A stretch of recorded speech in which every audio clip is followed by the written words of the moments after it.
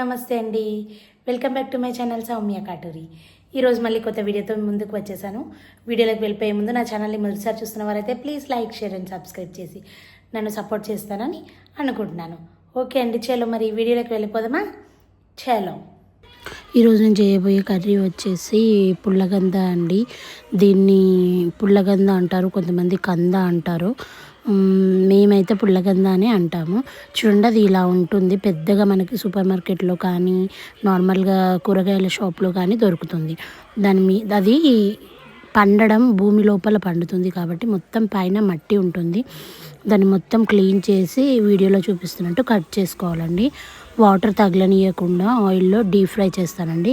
ఇది చాలా రకాలుగా చేస్తానండి. వచ్చే వీడియోస్లో ఇంకా వేరే టైప్స్ కూడా నేను చూపిస్తాను. సన్నగా కట్ చేసి నేను అయితే మా పిల్లలకి ఇలా ఇష్టమని ఈరోజు ఇలా చేశాను. మంచిగా డీప్ ఫ్రై చేసేసుకున్నాను ఆయిల్లో. చూడండి, మొత్తం ఆయిల్లో మునిగే వరకు ఒక 5 మినిట్స్ దాకా, 5 to 6 మినిట్స్ మీడియం ఫ్లేమ్లో పెట్టి బాగా ఫ్రై చేసుకోవాలండి. పుల్లగంద అనేది కంద అనేది మంచిగా రెడ్డిష్గా అవుతుందండి. అయిన తర్వాత మనం ఒక ప్యాన్లో కానీ ఒక ప్లేట్లో కానీ తీసుకొని మళ్ళీ దాన్ని కారం ఉప్పుతో గార్నిష్ చేసుకోవాలండి.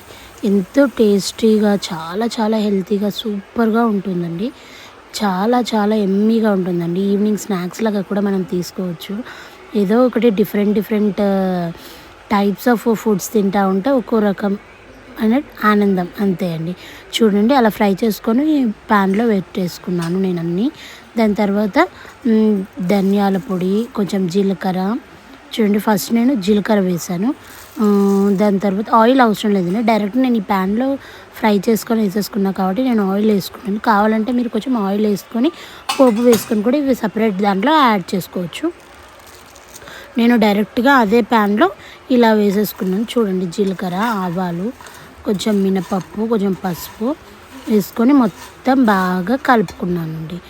దాని తర్వాత ఒక 1 మినిట్ ఆగిన తర్వాత అవి వేగిపోయిన తర్వాత కొంచెం మన టేస్ట్కి సరిపోయినట్టు 2 టేబుల్ స్పూన్లు ఆర్ 3 టేబుల్ స్పూన్ల వరకు కారము, మళ్ళీ తర్వాత కొంచెం సాల్ట్, ఇంకా ధనియాల పొడి, అంతే అండి.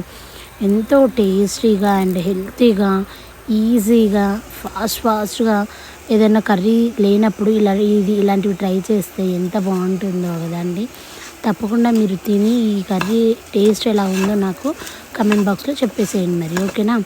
వీడియో నచ్చితే తప్పకుండా కామెంట్ చేసి మరిన్ని కొత్త వీడియోస్ కోసం నా ఛానల్ని సబ్స్క్రైబ్ చేసుకోండి. చూడండి, ఈ లాస్ట్కి నేను కొత్తిమీరతో ఇలా గార్నిష్ చేసేసుకున్నాను. Thank you for watching my video అండి.